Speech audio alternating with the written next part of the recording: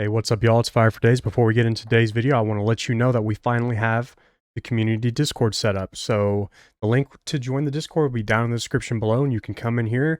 And this is basically where we're going to be playing with subscribers on the server. Anybody can join these game chat channels, and this is where basically we'll meet you, play on a game, hang out. We got a music channel set up for you, and we'll also have a come chill channel if you don't want to play the game with us, but you just want to chat with us for a little bit. This is where we can do that. Also, this is where I'm going to be making my announcements for the channel, and this is where any new video that pops up, it'll pop up here first, and you will never have to miss out on any more content. Once again, the link to this channel will be down in the description below, and let's get right into today's video. Hey, what up, y'all? It's Fire for Days, and today we're back on the Longvinter. I'm going to show you everything you did not know you could do. The first thing that you did not know you could do was make jams. The jams are a huge useful tool that you can use for raiding and also going up to the north. The first jam that you can make is blackberry jam, and you need 3 blackberries and 1 sugar. Also, the best type of jam you can make is the cloudberry jam. In order to make the cloudberry jam, you need to use 3 cloudberries and 1 sugar bag. In order to get the sugar bag, you need to take 4 sugar beets and throw them in your fireplace. Go ahead and grab an extra one of these before we go out. Not only is the cloudberry jam a good source of food, but you can also use it up here. Boom, it took me almost all the way up, and it acts as a heat pack. I got frost resist for 200 seconds. The next thing you might not have known about is that these secret bases right here, where you usually use for loot spawns, you want to check these containers, because a couple of these containers have hidden chests in them. You can find some pretty good items. We're going to go ahead and throw this in there, because I'm pretty sure everybody in here knows how to do this, but planters, huge source of income. Every time you see exposed planters like this, you might want to grab them, because each one of them sell for about 15 to 1600 at the scrapper. If you can't get to some of these planters, like the ones that are above his house, you can now disable turrets. Just go ahead and light this turret up. Boom, it's disabled. Now I can get free reign to all of the rest of his stuff. Here I am at the scrapper. It's a little bit less than what I thought, but boom, that's $1,000 just right away. Super easy money. Definitely suggest you do this if you see unprotected planters. Another tip on the planters, if you want to make easy money, come to these scrappers and go over to the buy section. You can scroll through these and look for tarps, and you can also look for wood. You can take it out for pennies on the dollar and build your own planters and then sell them right back to the scrapper, and you can make a huge profit. My next tip relates to the chickens. Right here in this little cove is a chicken spawn. You can go ahead and put fences all the way around this spawn. Chickens cannot run away from you. You can just run in and slaughter them, and that's also some easy money that you can make. Another tip, if you're just starting out and you want to get a quick base down, this guy, he's a perfect example of what I'm about to tell you. Placing your tent and building around one of the auto-spawning turrets.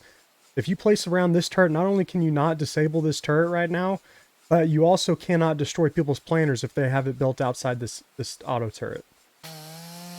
Another tip that I have for you is maximizing the amount of space that you can build in.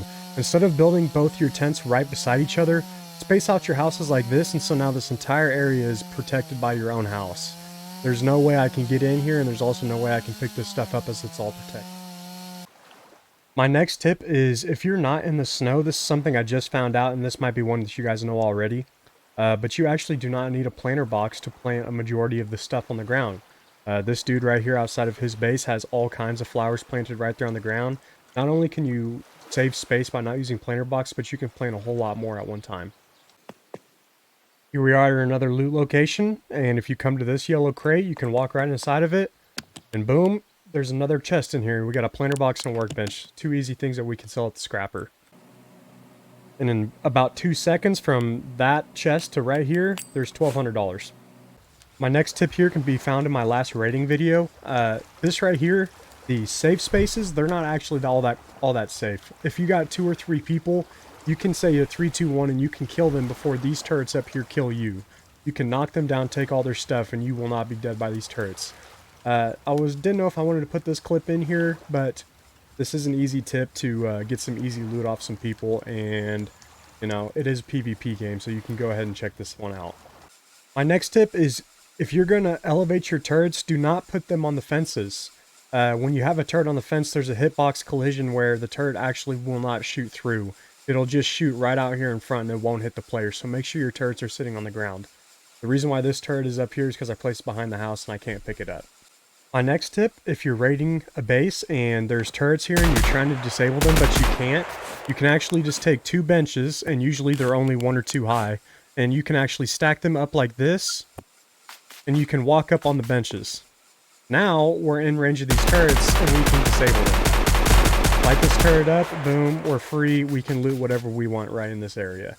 You can disable multiple turrets at a time, and each time you disable a turret, you basically have 60 seconds before that turret pops back up. My last tip for today is about fishing. If you're having trouble catching some of the more rare fish, what you can actually do is take your fishing rod, and if you have some extra metal parts laying around, take this metal parts, go to your crafting bench, and you can actually make a telescopic reel, and that can give you a little bit better chances for catching the more rare fish. I only covered a handful of the tips that are in this game. I'm going to be making another video soon telling you the rest of the tips, but if you enjoyed the video, please leave a like and a comment down below, and do not forget to hit that subscribe button. Thanks for tuning in.